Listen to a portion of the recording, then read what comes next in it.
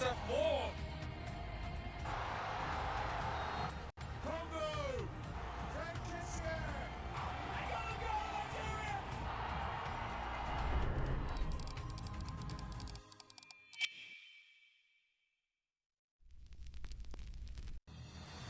And it's a 4. Congo! Frank Kessier! They got a goal, Nigeria!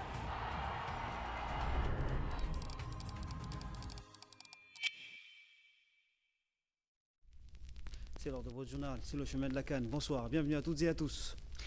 Ouvrons avec cette actualité. La CAN, qui se tiendra du côté du Maroc dans quelques semaines, réunira donc les plus grands du continent. Pour l'occasion, le Royaume chérifien a mis les grands moyens, devenant ainsi la première nation à mettre à disposition 9 stades. On fait le point avec Raïssa Lormezamadan. Le plus grand rendez-vous de football africain s'annonce exceptionnel. Le Maroc, pays hôte, a placé la barre haut. 9 stades repartis dans 6 villes accueilleront les 24 équipes logées dans 6 poules pour offrir un spectacle grandiose. Le royaume chérifien mise sur des infrastructures à la fois modernes et traditionnelles. Rabat, la capitale, concentre à elle seule 4 sites dont le complexe sportif Prince Moulay Abdellah, considéré comme le 2e plus grand stade du pays. Près de 69 500 spectateurs sont attendus dans cette enceinte officiellement inaugurée le 4 septembre de l'année en cours. Le complexe sportif Prince Moulay Abdellah sera le théâtre du match d'ouverture et de la finale. Les poulains du coach Walid Regragui, grands favoris au vu de leur performance, affronteront les Comores dans le groupe A, également composé du Mali et de la Zambie. Les rencontres de la poule A se joueront aussi bien au complexe sportif Prince Moulay Abdellah qu'au stade Mohamed V de Casablanca, une enceinte de 45 000 places inaugurée en 1955.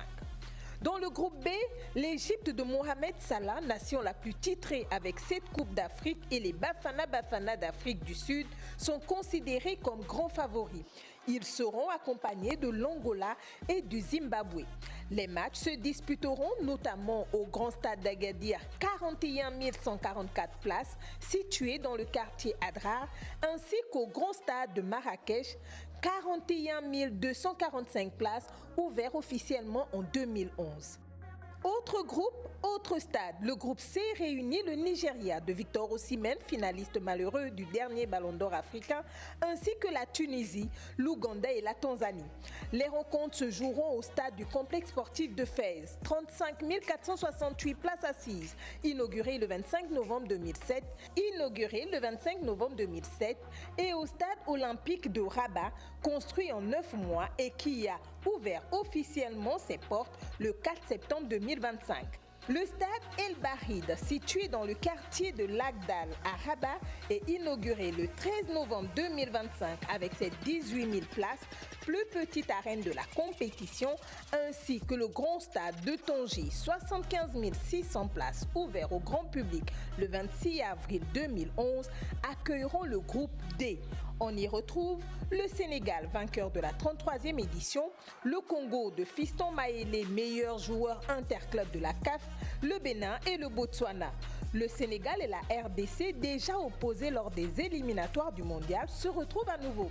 Et puis, situé dans le quartier Nada de Rabat, le stade Prince Moulay Hassan, 22 000 places, mis en service le 13 novembre 2025, sera le cadre des duels du groupe E, avec également le stade Mohamed V de Casablanca, capitale économique.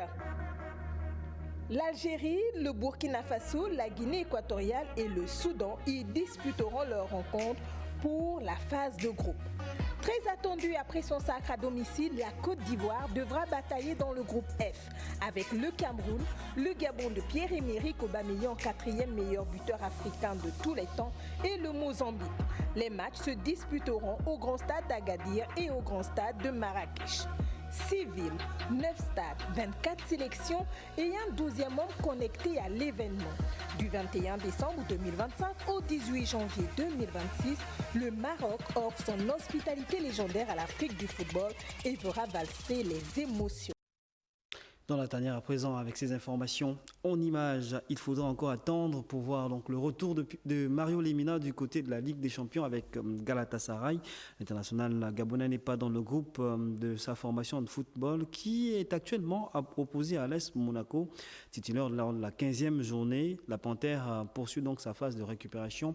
Il faut dire qu'on souhaite voir Mario en jambes pour la prochaine édition de la Coupe d'Afrique des Nations. Et puis juste à côté de Mario Lemina, il y a également une autre panthère qui se produit présentement. Il s'agit bien sûr de Pierre-Emerick Aubameyang qui est dans le 11 donc, de l'équipe de Marseille face à Union Saint-Galloise en Ligue des Champions. Le buteur gabonais est attendu sur le terrain de la concrétisation. En Ligue des Champions, il faut le dire, Pierre-Emerick Aubameyang cumule 3 réalisations pour 3 passes décisives en 5 matchs joués.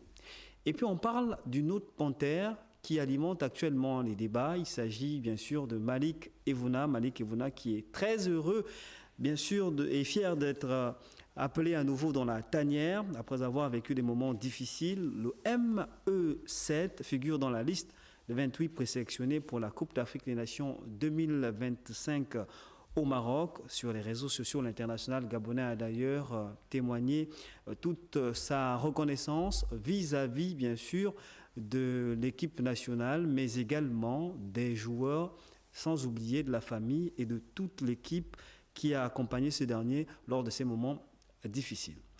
Pour la suite, allons à présent suivre cette actualité. La Coupe d'Afrique 2025 n'est pas qu'un événement sportif au Gabon. C'est également une véritable plateforme économique. C'est d'ailleurs pourquoi l'Agence nationale de promotion des investissements, ANPI, se mobilise pour faire de cette grande messe continentale une vitrine exceptionnelle. Objectif, promouvoir le Made in Gabon et attirer les investisseurs. On fait le point avec Ruth Mignolet-Sanzou, Irma Ekila et Gérard Mihindo. Voilà, donc on précise que cet élément n'est pas disponible. Juste rappeler que l'ANPI est en train de se mobiliser actuellement pour le village donc, artisanal qui va se produire du côté de Casablanca. On a d'ailleurs reçu hier sur ce plateau le directeur général adjoint qui a donné les grandes lignes de cette orientation qui se veut non seulement culturelle, mais aussi économique. C'est tout pour aujourd'hui. On se donne rendez-vous donc demain sur le chemin de la Cannes. Vous le savez, c'est votre nouveau rendez-vous sur Gabon Première. Allez, à demain.